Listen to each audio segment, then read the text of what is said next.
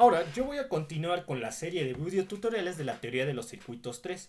Como les estaba yo diciendo, ¿qué es necesario para que se tenga el estado transitorio donde se puede observar el efecto transitorio? Es necesario que en la red exista un cambio de estado. ¿Y cómo se da esto? Si nosotros cambiamos uno o varios switches de tal manera que los elementos activos se conecten o desconecten de los elementos básicos pasivos, que son resistor, capacitor y bobina.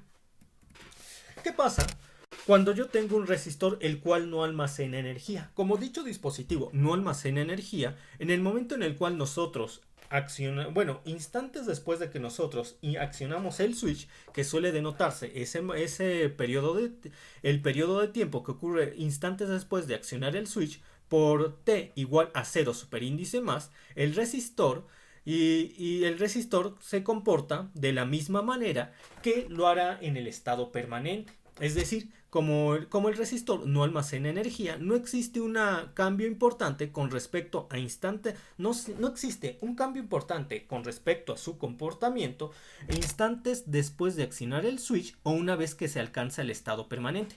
En esta gráfica nosotros estamos analizando estados permanentes en los cuales existen fuentes de alimentación de valor constante. Cuando nosotros analicemos fuentes de alimentación cuyo comportamiento varía de manera periódica con respecto al tiempo, lo haremos en videotutoriales siguientes. Ahorita estamos analizando el caso más básico, que es cuando en el estado permanente existen fuentes de alimentación de valor constante. Entonces, como les estaba comentando, dado que el resistor no almacena energía, entonces su comportamiento instantes después de accionar el switch y durante el estado permanente va a ser exactamente el mismo. Sin embargo, como capacitor y bobina almacenan energía, aquí va a cambiar. Consideremos primeramente a capacitor y bobina que no están energizados en el momento que nosotros cambiamos el switch. Entonces tengo un capacitor energizado, es decir, que no hay una caída de voltaje presente entre sus extremos al momento de accionar el switch. Instantes después de accionar el switch, es decir, durante el estado transitorio, el capacitor se va a comportar como un cortocircuito. Una vez que se alcanza el estado permanente, cuando el capacitor ya tiene un valor bien definido y permanente, con respecto a la caída de voltaje existente entre sus extremos, dicho capacitor ya se va a comportar como un circuito abierto. Muy bien, ahora consideremos la bobina. Una bobina que no se encontraba energizada, es decir, que no hay corriente circulando a través de ella, en el momento que se accionó el interruptor, instantes después de accionar el interruptor, es decir, en el tiempo c superíndice más, se va a comportar como un circuito abierto. Una vez que se alcanza el estado permanente, para el cual la bobina ya tendría un valor bien definido y permanente para la corriente que lo atraviesa, dicha bobina se estaría comportando como un corto circuito. Ahora vamos a ver un capacitor el cual se encontraba energizado en el momento en el cual yo cambié la posición del switch. Entonces, instantes después de cambiar la posición del switch, es decir, en t igual a 0 superíndice más, el capacitor se comportará como un cortocircuito conectado en serie con una fuente de voltaje. Una vez que se alcance el estado permanente, para el cual el capacitor tendrá un valor bien definido y permanente de la caída de voltaje que presenta entre sus extremos, dicho capacitor se comportará como un circuito abierto conectado en serie con una fuente de voltaje de valor V subíndice 0. Se le pone V subíndice 0 porque estamos hablando de la condición inicial. Ahora, yo voy a analizar una bobina la cual se encontraba inicialmente energizada, es decir, con una corriente que se presentaba atravesándola de extremo a extremo, en el momento en el cual yo moví el interruptor. Instantes después de haber hecho dicho cambio, es decir, en el tiempo t igual a 0 superíndice más, la bobina se estaría comportando la bobina se estaría comportando como un circuito abierto conectado en paralelo con una fuente de corriente. Una vez que yo alcanzo el estado permanente, la bobina se estaría comportando como un cortocircuito conectado en paralelo con una fuente de corriente. Bien. Es decir, si ustedes analizan la tercera columna, la que está en el lado derecho, ustedes se podrán dar cuenta que es justo el comportamiento que presenta resistor, capacitor, bobina, resistor, capacitor y bobina cuando ustedes los han analizado en el estado permanente, que es cuando ustedes los han estudiado en la teoría de los circuitos 1. Entonces, para seguir con este análisis del efecto transitorio, yo voy a definir las siguientes funciones que me permitirán definir algunos casos para la respuesta forzada. Voy a definir primeramente a la función rampa, la cual analíticamente se puede ver definida en la expresión que ustedes encuentran en el extremo superior izquierdo. De manera geométrica la pueden ver definida por la imagen que aparece en la derecha, donde nos podemos dar cuenta que la función rampa unitaria crece de manera proporcional con respecto al tiempo, es decir, que a mayor tiempo nosotros tendremos mayor valor para la función rampa unitaria. Si nosotros derivamos con respecto al tiempo la función rampa unitaria, obtendremos la función escalón unitario, cuya definición está dada por la expresión que se encuentra en el extremo superior izquierdo. Y esta función nos va a ayudar mucho para nuestros análisis. ¿Por qué? Porque mírenla gráficamente cómo se comporta. Va a empezar a tener un valor diferente a 0 a partir de t igual a 0. Y esto nos va a poder definir aquellos circuitos cuyos valores de corrientes o de voltajes empiecen a ser cuyos valores en las fuentes de alimentación de corrientes y de voltaje, ya sean fuentes de voltaje o fuentes de corrientes, empiecen a ser diferentes a ceros justo a partir de un tiempo de referencia, que nosotros por lo general vamos a considerar como t igual a 0. Por otra parte, si yo derivo la función escalón unitario con respecto al tiempo, me da igual. Rápidamente yo puedo decir que la derivada de una constante, en este caso 1, es igual a 0, pero yo puedo hacer un análisis por medio del cual puedo decir que la derivada de la función escalón unitario es igual a la función impulso unitario. De tal manera que para poder definir lo que acabo de mencionar, tendría lo siguiente. Imaginemos una función. Primero imaginemos a la función escalón. Entonces, como les estaba comentando, yo tengo primeramente una función escalón unitario. Y ahora voy a considerar a una función escalón unitario desplazada en el tiempo, es decir, que más o menos empezaría, digamos que A se encuentra en este punto, entonces su valor diferente a 0 empezaría aquí y se iría así hasta infinito. ¿Qué pasa si yo a la función escalón unitario les resto la función escalón unitario desfasada? Entonces me anularía el valor que tiene la función escalón unitario regresándola a 0 a partir de A, tal como se muestra aquí. Y ahora, si yo divido todo entre dicha A, la altura de mi función escalón unitario estaría en relación al factor 1 entre A. Ahora, ¿qué sucede si yo hago que A tienda a 0? Yo estaría definiendo una función que se puede establecer con el límite de lo que acabo de definir, mi función escalón unitario menos mi función escalón unitario desplazada entre A. Si A tiende a infinito, voy a estar teniendo una función cuyo valor aumenta a medida que más nos acercamos a t igual a 0, hasta que llegue un punto en el cual la función solamente va a existir con un valor infinito para t igual a 0 y va a ser 0 para t diferente a 0. Es decir, que estaríamos teniendo la función impulso unitario que sería igual al límite que hemos establecido, que en sí este límite es igual al concepto de derivada con respecto al tiempo de la función de la función escalón unitario, con lo cual ya podemos aseverar que la derivada con respecto al tiempo de la función escalón unitario es igual a la función impulso unitario, la cual queda definida en la expresión que se ve aquí en el centro a la izquierda. Y también podemos definir otra característica importante, que es la integral de menos infinito a infinito de la función impulso unitario por la derivada del tiempo es igual a 1. Esta expresión nos va a ayudar mucho en el análisis de algunos circuitos que veremos en videotutoriales siguientes. Ahora, ¿por qué yo tengo una ecuación diferencial aquí? Bueno, ¿se acuerdan que cuando nosotros establecemos las ecuaciones generales tipo serie o las ecuaciones generales tipo paralelo, nosotros llegamos a ecuaciones integro-diferenciales? Muy bien. Entonces, y nosotros sabemos que estas ecuaciones de integro-diferenciales para el caso de elementos generales tipo serie son iguales a una diferencia de potencial o caída de voltaje, mientras que las ecuaciones integro-diferenciales para elementos generales tipo paralelo son iguales a una corriente. Perfecto. Entonces, al nosotros estar considerando nuestros elementos básicos pasivos, que son resistor, capacitor y bobina, y nosotros aplicamos otra derivada con respecto al tiempo, para ya sea para una ecuación íntegro diferencial, para una para un elemento general tipo paralelo o para un elemento general tipo serie, estaríamos estableciendo una ecuación diferencial. Por eso es importante el concepto de ecuación diferencial.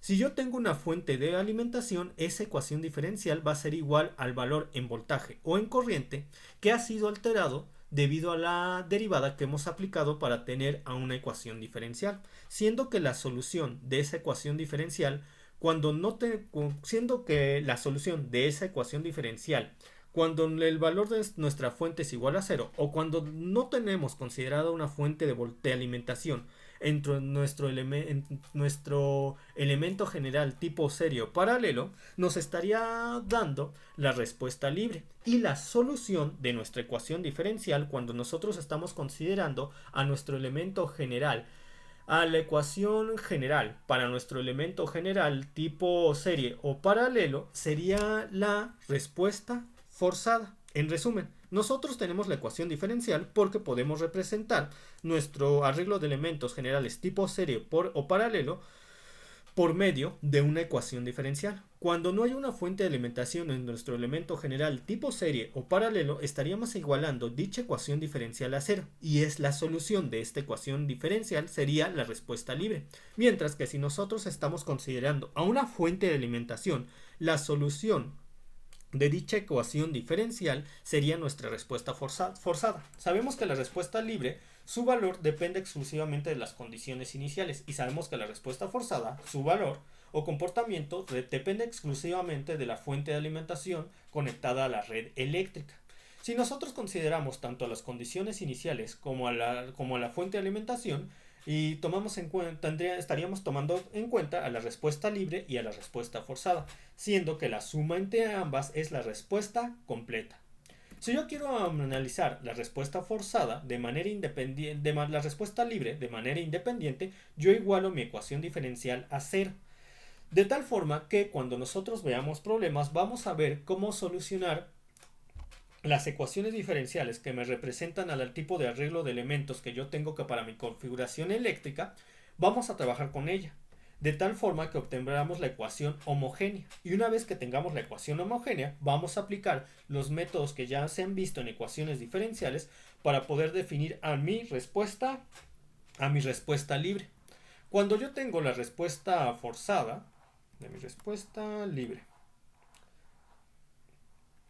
como se podrán dar cuenta en las notas que yo tengo de estos temas, ya se está aquí definiendo el tipo de procedimientos matemáticos a los cuales nosotros vamos a recurrir para resolver los ejercicios que yo voy explicando en los próximos videotutoriales. Miren, vean detenidamente toda esta expresión, de estas expresiones, y parto de lo que les había comentado, la ecuación diferencial igual a cero que se considera cuando tenemos una respuesta libre. Llegamos a la ecuación homogénea. Podemos tener varios casos para la ecuación homogénea, en base a la cual aquí se ejemplifican los casos. Cuando tenemos que el operador, bueno, además les voy a especificar algo de una vez. Tenemos nuestra ecuación diferencial. Yo estoy seguro que del curso de ecuaciones diferenciales se acuerdan del operador D. El operador D nos va a servir para sustituir mi derivada con respecto al tiempo. Por ejemplo, tenemos que el operador D sería igual a la derivada con respecto al tiempo. Tenemos que el operador D a la n sería igual a la derivada con respecto a la derivada de orden n con respecto al tiempo. O a la derivada de orden n con respecto al tiempo. A nosotros, al sustituir mi operador D en la ecuación diferencial, tendríamos una expresión como la que se puede apreciar aquí, la cual nos permitiría obtener de manera mucho más sencilla la ecuación homogénea, con la que podemos establecer varias soluciones, varias formas para la respuesta libre, y esto depende de lo que obtengamos por la igualdad que obtengamos para el operador D. Si nosotros tenemos que el operador D tiene valores reales y diferentes, tendríamos una respuesta libre de la forma que se ve aquí en esta expresión, donde C son coeficientes, donde C son los coeficientes constantes. Si nosotros tenemos para la igualdad del operador D a números reales pero repetidos, tendríamos una solución para Una solución, me estoy refiriendo a la respuesta libre, de la forma que se muestra en esta parte de nuestros apuntes, esta de acá. Si yo obtuviera una igualdad para el operador D, en la cual el operador D es igual a números complejos, yo tendría, de la forma en la que se establece en este punto, en el último de mi presentación número 7, yo tendría respuestas que son respuestas libres, que son más difíciles de definir, porque estamos hablando de los números complejos. Sin embargo, nuestros amigos matemáticos ya nos han dado los procedimientos que podemos aprovechar para establecer la respuesta libre de manera sencilla, sin tener que preocuparnos mucho por los números complejos. ¿Qué pasa cuando yo obtengo que el operador D es igual a los números complejos? Es decir, que tienen una parte real y una parte imaginaria. Que puedo utilizar la forma de Euler como se ve, bueno, que puedo por una parte utilizar la forma de Euler como se ve aquí. Hagan de cuenta que yo tengo que la respuesta, debido a mi análisis, yo obtuve que mi operador D es igual, que obtuve dos definiciones para mi operador D, los cuales son iguales a números complejos, como se ve aquí. Yo estaría utilizando la forma de Euler, de tal manera que puedo factorizar, de tal manera, bueno, si no se puede apreciar mucho aquí porque está pequeño, les muestro aquí. Yo puedo obtener mi operador D de esta forma, de esta. O puedo definirla de esta manera, sustituyendo A por C. Muy bien. Entonces, mi respuesta libre quedaría definido de la forma que se encuentra aquí. Yo, por medio de la forma de Euler, puedo tener la forma que ven aquí y factorizar a E a la C de T. Recuerden, la parte C me estaría definiendo para mi proceso matemático que les he mostrado a la parte real de mi número complejo, mientras que B me estaría definiendo a la parte imaginaria de mi número complejo.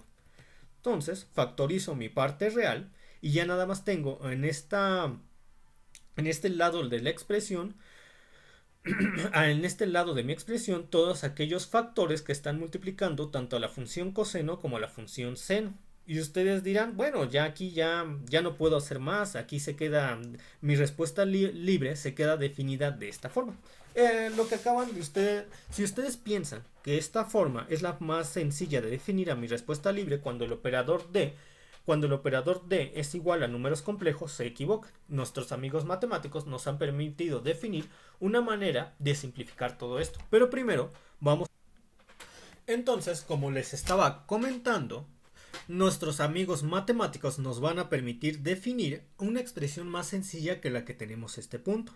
Porque gracias a que ellos han definido que una constante A mayúscula sea igual al coeficiente constante C1 más C2 y que una constante B mayúscula sea igual al imaginario por el coeficiente constante C1 menos C2, nos han dicho, bueno, nosotros al hacer esos cambios podemos definir claramente que esta expresión es igual a esta. Y ustedes dirían, ¿cómo pasamos de esta expresión, que es más difícil de analizar o la cual nos exige hacer cálculos con el coseno y el seno, a una expresión que simplemente es igual al seno y decir que es la misma? Bueno, tomen en cuenta que nuestros amigos matemáticos nos dijeron el seno de doble ángulo, en este caso considerando que tenemos la frecuencia angular omega más alfa en el argumento del seno, sería igual a la expresión que tenemos de aquí. Ahora, vamos a definir lo siguiente, a una constante A mayúscula que sería igual a C por el seno de alfa más una constante B mayúscula que sería igual a C por el coseno de alfa.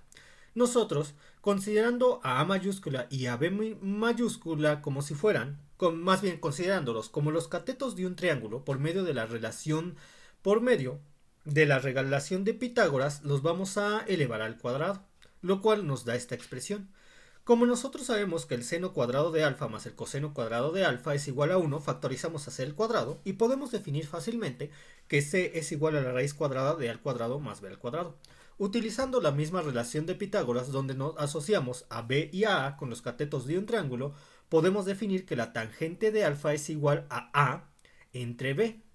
Recuerden, como yo igualé el seno a a y el coseno a b, bueno, yo igualé c del seno de alfa a y c del coseno de alfa a b, yo sé que la tangente de alfa es igual al seno de alfa entre el coseno de b, que en este caso es igual a entre b. De tal forma que al despejar a alfa tengo que la tangente a la menos 1 de a entre b, que alfa es igual a la tangente a la menos 1 de a entre b. Ahora, Tomemos de nuevo a esta expresión, pero ahora multipliquemos esa expresión, la del doble ángulo, por la misma c constante que está en esta posición, que es lo que tengo yo aquí. Yo sé que por el seno de doble ángulo, lo que tengo yo en la derecha, en esta expresión, es lo que igual a lo que tengo en la izquierda. Yo además sé, porque es lo que definí anteriormente para poder definir tanto a c como a alfa, que a por el seno que a por el c, que es esta misma c, que es esta misma c, que es esta misma c, a por el seno de esa c, por el seno de alfa, es igual a, es decir, esta c por el seno de alfa es igual a esta a, mientras que c por el coseno de alfa, es que sería esta misma c por el coseno de alfa es igual a b. De tal forma que yo ahora puedo sustituir esta c de manera que sé, de manera que yo conozco que esta expresión puede reescribirse de esta forma, donde esta parte sería igual a esta parte.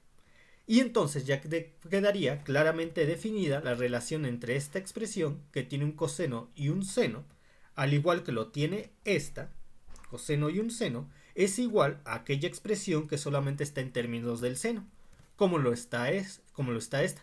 Respetando la igualdad que declaré en este punto, y en este punto puedo establecer que esta expresión es la misma que esta de aquí, y la explicación ya quedó detallada en este último punto que acabo de mencionar. Esta expresión de este enunciado nos va a servir para poder expresar aquellas respuestas libres cuya condición inicial una respuesta tanto nos va a permitir nos va a permitir definir esta expresión tanto una respuesta libre como una respuesta forzada cuya condiciones o fuente de alimentación responda a su comportamiento a una función seno o coseno, pero eso lo veremos en próximos videotutoriales. Ahora, ¿qué pasa si yo considero la respuesta forzada? Pues para considerar a la respuesta forzada, lo primero que yo tengo que definir es la función de peso ponderado, la cual se denota como h, que depende de t, y menos la variable tau.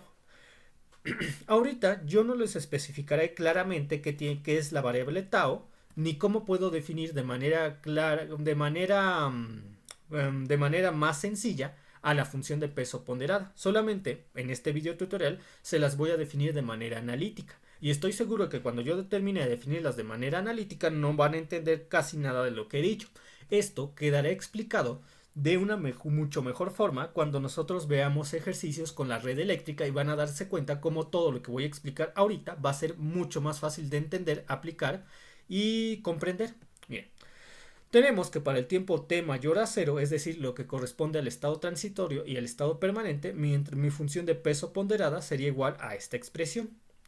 Para siempre y cuando tengamos raíces distintas, es decir, cuando nuestros valores del operador d sean diferentes. Si tenemos raíces repetidas, cuando nuestros valores del operador d son iguales, tenemos este valor para la función de peso ponderada para el estado transitorio y el estado permanente, que es todo aquel estado igual o mayor a 0.